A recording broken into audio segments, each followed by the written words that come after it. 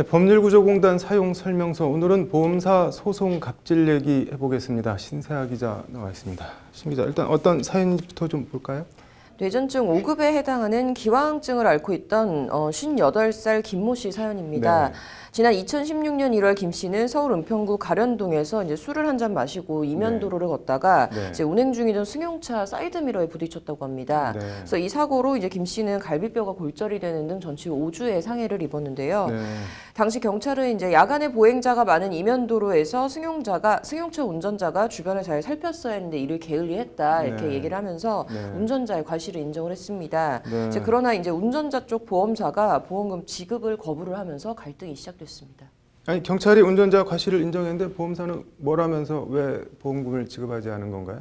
이제 김 씨가 사이드미러에 고의로 부딪혀서 이제 보험 사기를 했다. 이게 지금 보험사 측의 주장이었는데요. 네. 이 보험사는 단순히 이제 보험금 지급을 거부한 것에서 그친 게 아니라 네. 김 씨가 차량에 고의로 부딪힌 뒤에 실제 교통사고처럼 네. 이제 보험 처리를 해달라고 요구를 해서 치료비를 타갔다라는 내용의 첩보를 경찰서에 제공을 했습니다. 네. 그래서 이에 경찰이 조사를 해봤지만 별 혐의가 나오지 않아서 검찰에서도 이제 혐의 없음으로 불기소 처분이 내려졌습니다. 네. 뭐 불기소 처분이 났는데도 보험사가 보험금을 안 준 모양이네요.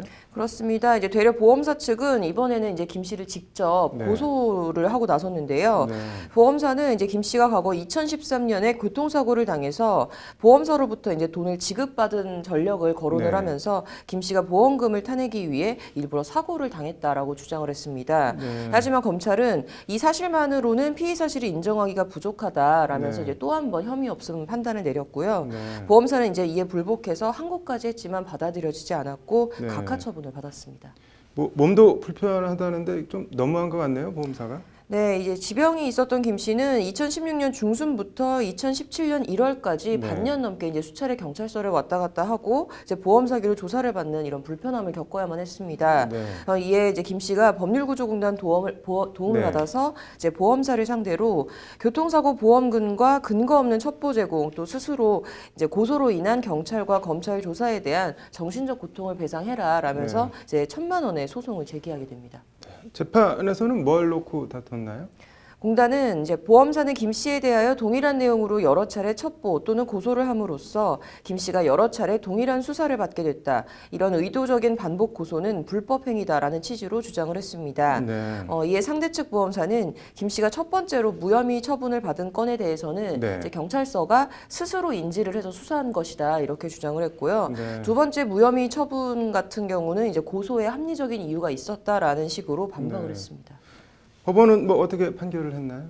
재판부는 보험사 고소에 대해서 불법 네. 행위를 구성한다고 판결을 해서 네. 교통사고 손해배상 위자료 100만 원과 네. 보험 사기 고소로 인한 위자료 100만 원 등 모두 200만 원을 배상하라 이렇게 판결을 했습니다. 네. 재판부는 교통사고 발생 경위와 부상 정도, 피고가 원고에 대해 동일한 내용의 보험 사기 혐의로 고소를 반복한 사정, 그에 대한 불기소 결정의 내용 등을 종합했다고 판결 사유를 밝혔는데요. 네. 이제 이번 사건과 관련해서 김 씨를 대리한 공단 유근성 변호사는 밑저의 본전이라는 식으로 보험사가 이제 고객이나 피해자를 보험 사기로 고소하는 경우가 있다. 네. 보험 사기가 인정이 되면 좋고 안 되더라도 어차피 지급했어야 하는 보험금만 지급하면 되기 때문이라고 보험사의 비양심적 갑질 행태를 질타했습니다. 네. 이제 그러면서 유 변호사는 이렇게 되면 고객이나 피해자 입장에서는 네. 뭐 치료도 제대로 받지 못한 상태에서 수사를 받는 좀 이중 고통을 당하게 되는데 이제 이번 판결은 보험사의 이런 갑질 행태에 불법 행위 책임이 인정된 사례라고 판결